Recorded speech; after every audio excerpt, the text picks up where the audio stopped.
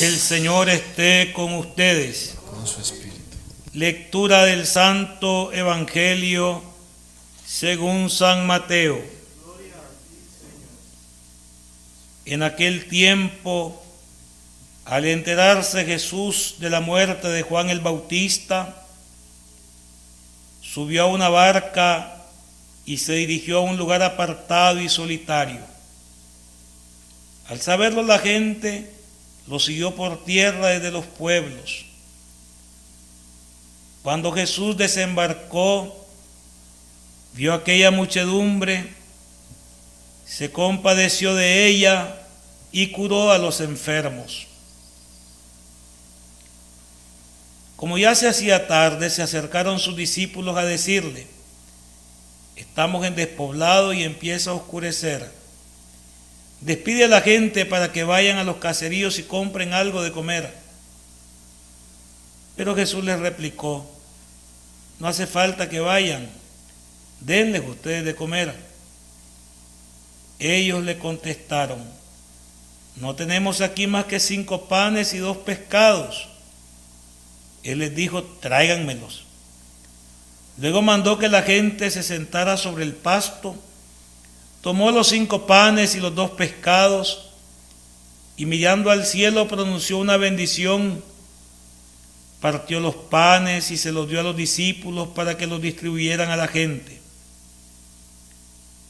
Todos comieron hasta saciarse, y con los pedazos que habían sobrado se llenaron 12 canastos. Los que comieron eran unos 5,000 hombres, sin contar a las mujeres y a los niños. Palabra del Señor. Gloria a ti, Señor Jesús. Por las palabras de este santo evangelio se han borrado nuestros pecados. Alabanzas a ti, oh Cristo. Hermanos, esta palabra del Señor viene a confortarnos, a consolarnos.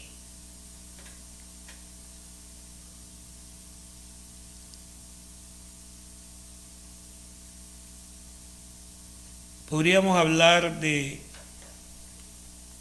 lo bello que es este texto de la multiplicación de los panes, que eran antiguas catequesis en la iglesia primitiva sobre la Eucaristía.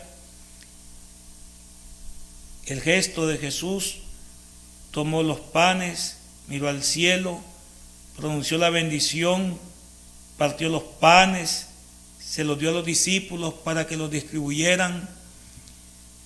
Este mismo gesto lo vamos a ver en la última cena. Tomó el pan, pronunció la bendición, lo partió, se lo repartió. En el pasaje de los discípulos de Emaús, que ellos también, después que él pronuncia la bendición y parte el pan, lo reconocen. Y todos los textos de las cartas del apóstol Pablo, que nos hablan precisamente de la realidad de la Eucaristía. Esto para los que dicen que no es bíblico, ¿verdad? La presencia real de Jesucristo, vivo y verdadero. San Pablo dice: ¿cómo es que hay entre ustedes quienes no reconocen el cuerpo y la sangre del Señor? El pan que nosotros partimos, ¿no es acaso el cuerpo de Cristo? Y el cáliz que bendecimos, ¿no es acaso comunión con la sangre de Cristo? Yo les transmito lo que a mi vez recibí, dice San Pablo. Una tradición, o sea, una palabra oral transmitida de generación en generación. Eso es la tradición, no es algo como una costumbre. Que a veces pensamos cuando se habla de tradición que se está diciendo: es que así es la tradición, así es la costumbre. Así. No, tradición en la Sagrada Escritura es esa transmisión oral de la fe. Entonces San Pablo dice: yo les recibo lo que a mi vez, yo les doy lo que a mi vez recibí de parte del Señor. Que Él en la última cena hizo esto, y dijo: esto es mi cuerpo, esta es mi sangre.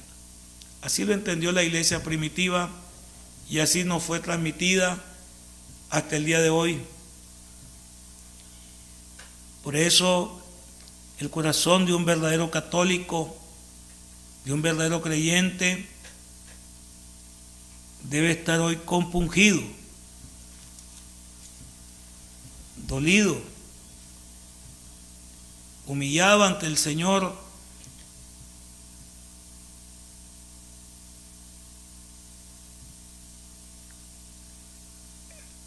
frente a las circunstancias de estos sacrilegios, profanaciones que el señor cardenal, con su carácter profético como arzobispo, ha declarado son demoníacas. Solamente el enemigo de Dios, enemigo de Cristo y enemigo de la Iglesia puede planificar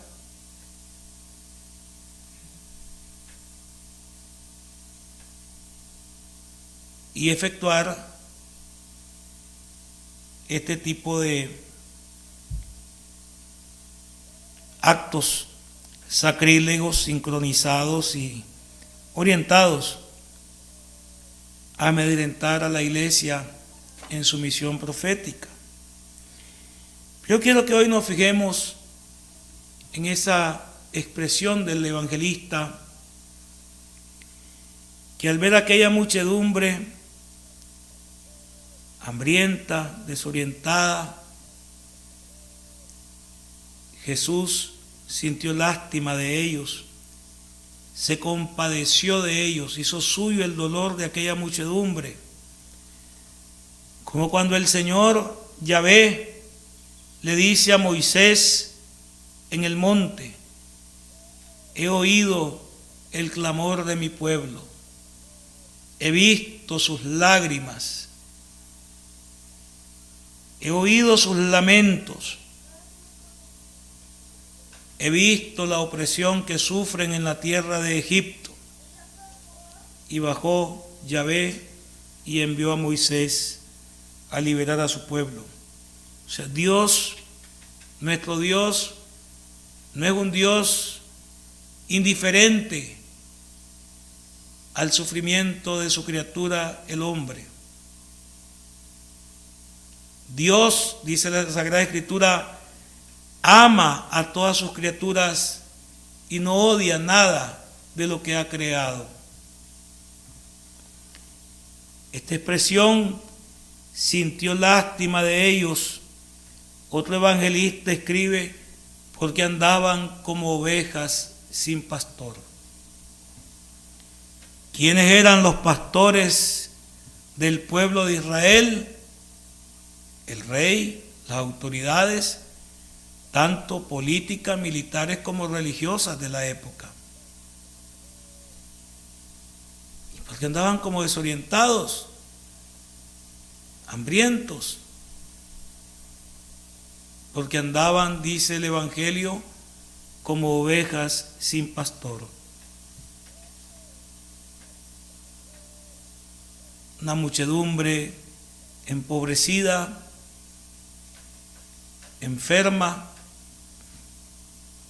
hambrienta, desilusionada, angustiada, llena de temores, de inseguridades, de desconciertos, y sus autoridades, esas autoridades que el Señor puso para que cuidaran de su pueblo Israel, más bien le gravaban con impuestos, los sometían a esclavitud, a servidumbre, les oprimían.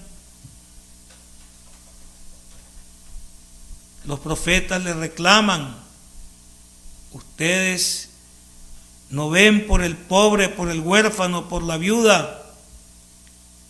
Ustedes no sanan, no cuidan a la oveja enferma, son indolentes, indiferentes y desprecian a la oveja que esté enferma o en peligro.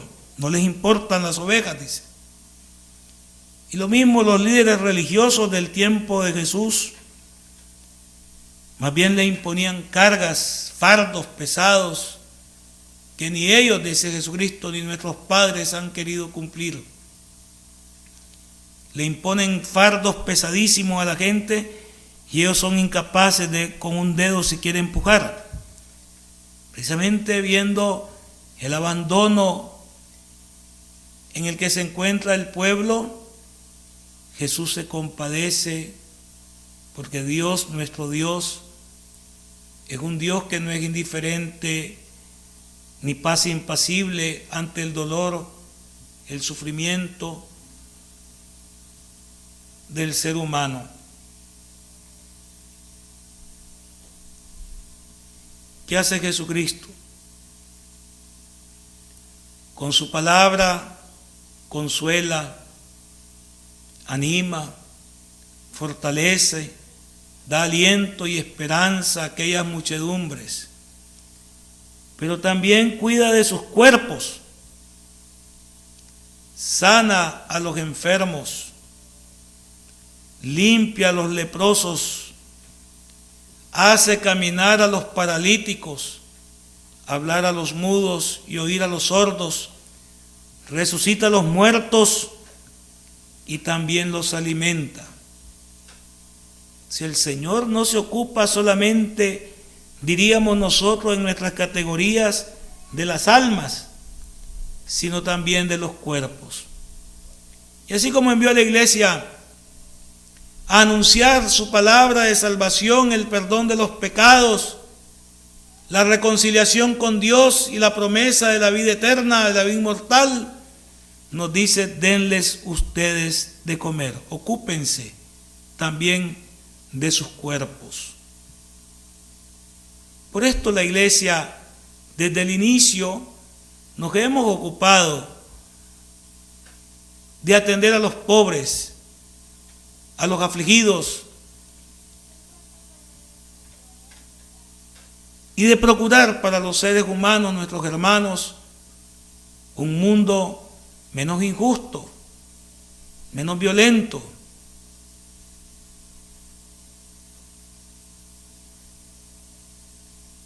Junto a la predicación está la labor profética y de servicio de la iglesia.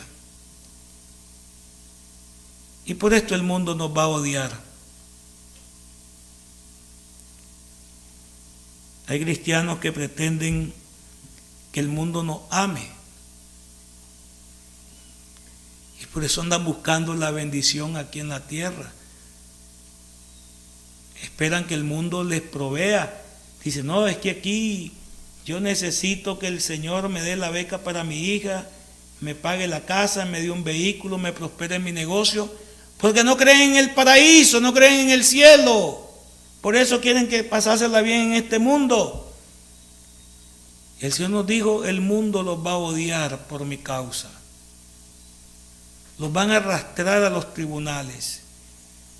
Van a decir cosas terribles contra ustedes. Y a algunos de ustedes hasta los van a matar. Y los que los maten creerán que están haciendo incluso un favor al pueblo o glorificando a Dios. Esto es lo que nos dijo el Señor.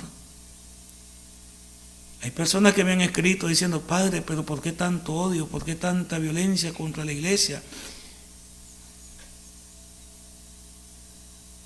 Posiblemente algunas de estas cosas son merecidas porque nos las hemos ganado. Si no somos tampoco ninguna, como dicen, monedita de oro. Somos pecadores y con nuestros pecados nos granjeamos también enemistades y adversarios en el mundo, eso es lógico.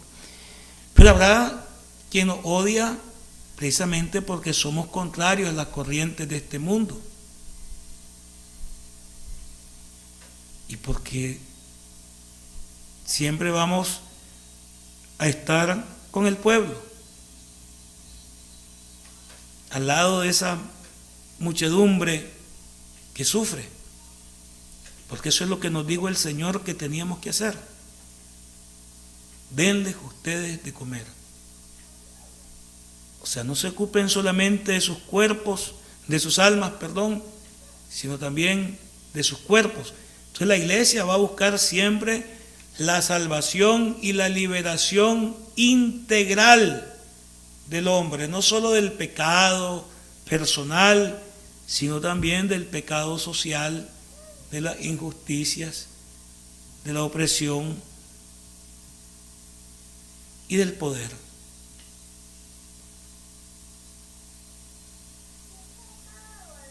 Para dar respuesta a esa pregunta y tratar de ser breve porque aún tengo que leer un par de cosas por mandato. Miren, nunca los tiranos, los poderosos de la historia han perseguido a la iglesia por odio, dicen ellos, a la fe. Nunca han admitido que es por odio a la fe. Siempre dicen que es por política, por razones de Estado. Los romanos eran muy tolerantes con todas las religiones de su imperio. Les permitían continuar con sus religiones, con sus dioses, y en Roma misma había templos para todos los dioses de todas las naciones que habían conquistado. Por eso extraña ese odio de los emperadores contra los cristianos, porque a diferencia de los demás, para todos lo único que había que admitir es que el César es Dios, es el Señor. Entonces a ellos les valía un pepino poner junto a su multitud de dioses otro muñequito más, el César también, y rendirle culto y quemarle incienso en el día de su cumpleaños. Y los cristianos decíamos no, el César no es el Señor. Kyrie eleison, Jesucristo, Él es el Señor. Kyrie, Jesucristo es el Kyrios, no el César. Él es el Señor. Y entonces esta actitud al Imperio Romano le parecía que rompía la unidad del imperio y ponía en peligro la seguridad del imperio.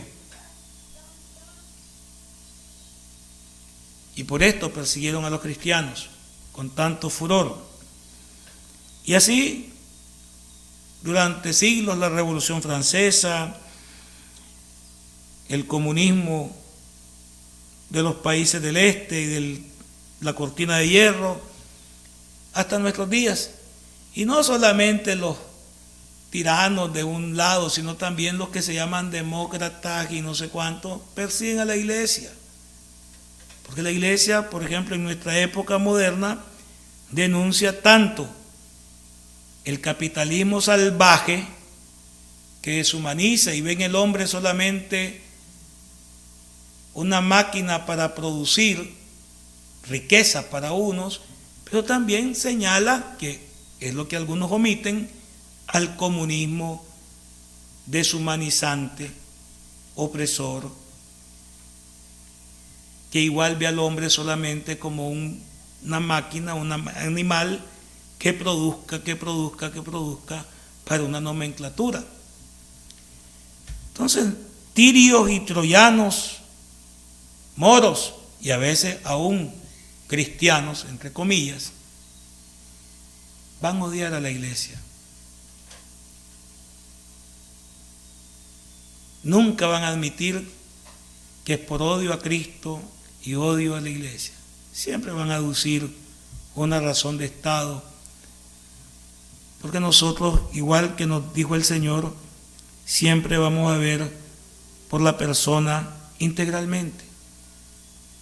Anunciarles el mensaje de la salvación y cuidar también del desarrollo y el progreso personal, comunitario, en la justicia, en la libertad, en la paz, construir desde el amor y de la fe un mundo más humano, menos injusto, más solidario, más cristiano.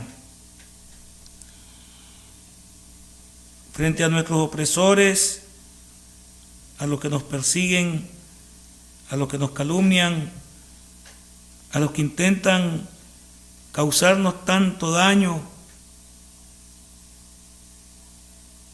a veces tal vez intentando provocarnos para que tengamos una reacción violenta, confrontativa. El Señor Jesús, y esta vez a través de nuestro arzobispo, el cardenal, y nuestra conferencia episcopal, nos llaman a rezar por nuestros enemigos. La violencia solo engendra violencia. Nosotros no hemos sido llamados a heredar una maldición, sino una bendición. Ha dicho Jesucristo: bendigan a los que los maldicen. Oren por quienes los persiguen y calumnian. No devuelvan mal por mal, ni insulto por insulto. Antes bien, venzan el mal a fuerza de hacer el bien.